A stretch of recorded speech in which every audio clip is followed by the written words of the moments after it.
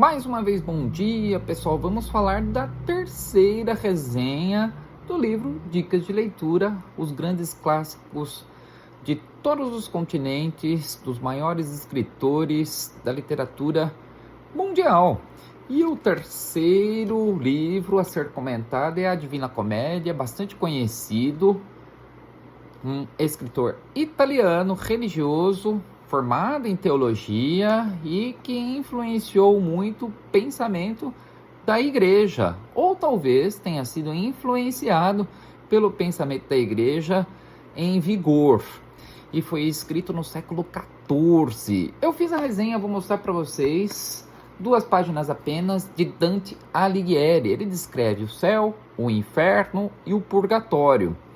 Eles fazem uma viagem por esses 3 lugares, sempre acompanhado de uma protagonista bastante peculiar, e eu vou mostrar para vocês agora no livro Dicas de Leitura Clássicos. Então vamos lá, escrito entre 1307 e 1321, entre o fim da Idade Medieval, que se daria no próximo século, no século XIV, e o início do Renascimento Cultural. O poeta, nascido em Florença, italiano, em um momento de prosperidade e efervescência política da região, descreve de forma esplendorosa nessa alegoria, entremeada por seres mitológicos, astros e figuras características da obra, sua viagem pelo inferno, purgatório e o céu, acompanhada até determinado momento de seu guia e mestre, o poeta Virgílio, assumindo depois a companhia de sua amada Beatriz.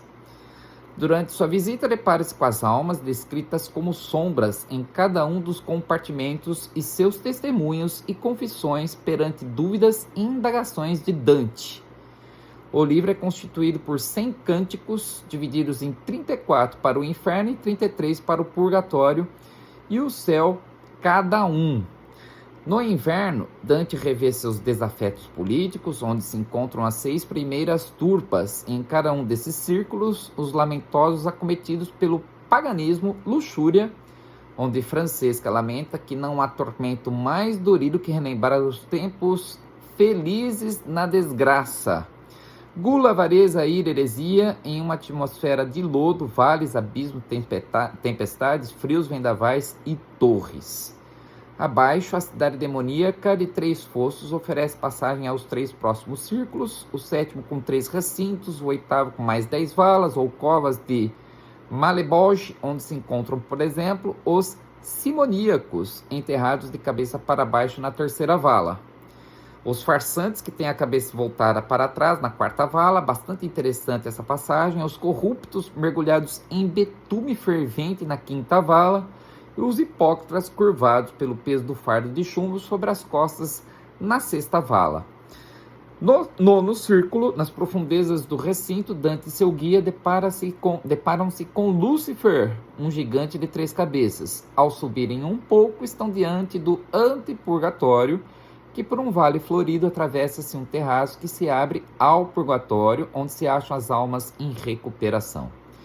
A descrição do céu é mais digna de fluidez poética, segundo minha opinião, onde cada um dos 9 compartimentos é descrito pelo nome de um planeta, estrela ou lua, na medida em que vão escalando rumo ao Supremo Divino, cada vez mais luminoso, sob cânticos provido de citações de personagens bíblicas, e com Beatriz cada vez mais formosa e apreciada platonicamente por Dante, de quem o autor recebe explicações a exemplo da referida no 1º círculo do céu, chamado Lua, em que diz ser Deus representado com pés e mãos, porque ao ser humano é mais fácil aceitar os sentidos antes de fazê-lo pelo espírito. Dante, enfim, conclui sua viagem mediante uma magnífica oração. Após mais de 20 anos do meu primeiro contato, eu fiz uma releitura desse livro, aliás, primoroso e atemporal, obra a fim de escrever.